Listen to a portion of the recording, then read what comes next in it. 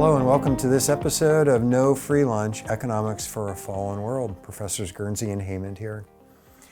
Dr. Heyman, you talk about in the book a concept called the Loanable Funds Theory of Interest Rates. I'd like to know more about that. It's a very simplified framework to think about how interest rates are determined. I'll go ahead and show a chart that we would have in the book. I say simplified because obviously there are, first of all, many interest rates. You have an interest rate on your home. You might have an interest rate if you go buy a car. If you're going to college, you might be paying student loan. And these are all different rates. If you deposit your money in a savings account, you're getting a certain interest rate. All of this, so there's a whole complex of interest rates. And we're just abstracting away or simplifying away to just one. Another simplification that we're thinking about when we talk this way is avoiding anything where money creation is involved. We know that the Federal Reserve in our country and other central banks as well are managing interest rates. And in Europe, they're doing crazy things in the European Central Bank to have negative interest rates. Over in the Bank of Japan as well. In this country, it's a very low rate. And that's an artificial rate determined by the policies of the government.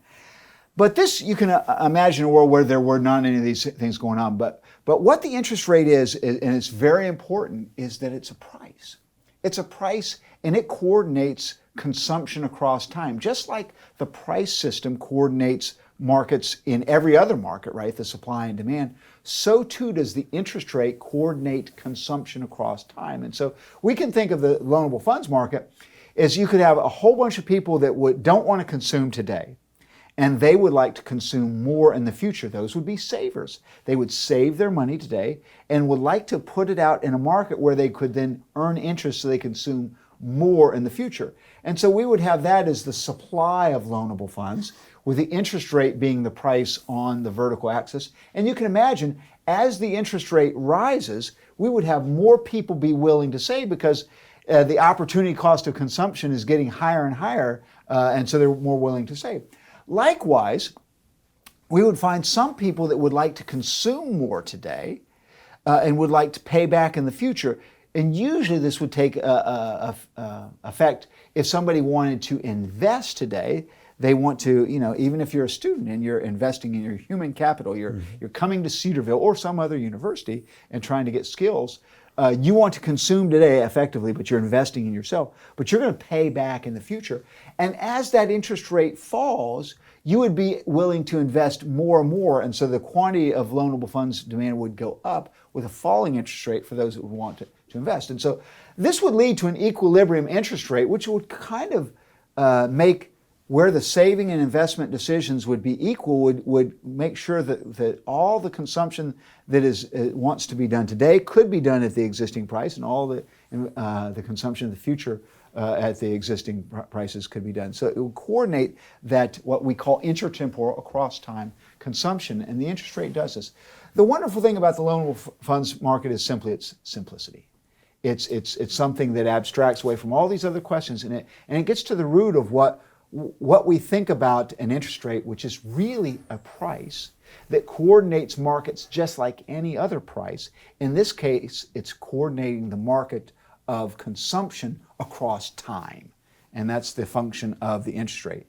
And just as we talked about in Chapter 5 with price controls, such as minimum wage or rent control, always leading kind of bad results. When you have government manipulation of interest rates, that tends to distort and cause all sorts of problems of consumption across time as well.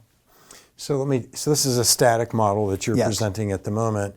When we talked about supply and demand for other goods and services, we talked about shifters. Yeah. Could you give an example of what would shift a demand Let's do one or supply? of each. Okay. You could imagine, for instance, and often we'll talk about this, if I were teaching instead of the essentials class, which we use this textbook of macroeconomics, we might talk about public policies that might be used for this.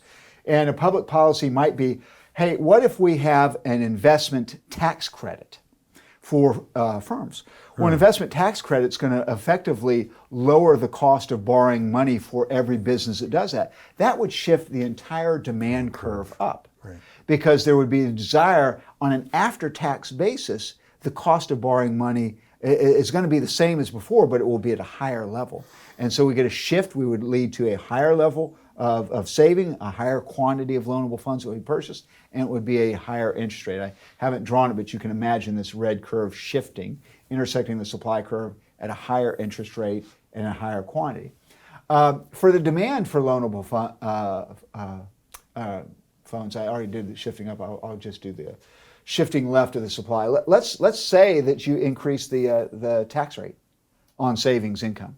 That would be a way. And in that case, if we have higher taxes on money that's put into the bond market or whatever, that's going to shift the whole supply curve to the left, which would result in a lower quantity where it intersects there, about, say, right here, the way I was just drawing it, lower quantity, but at a higher interest rate as well. So public policies can definitely affect that.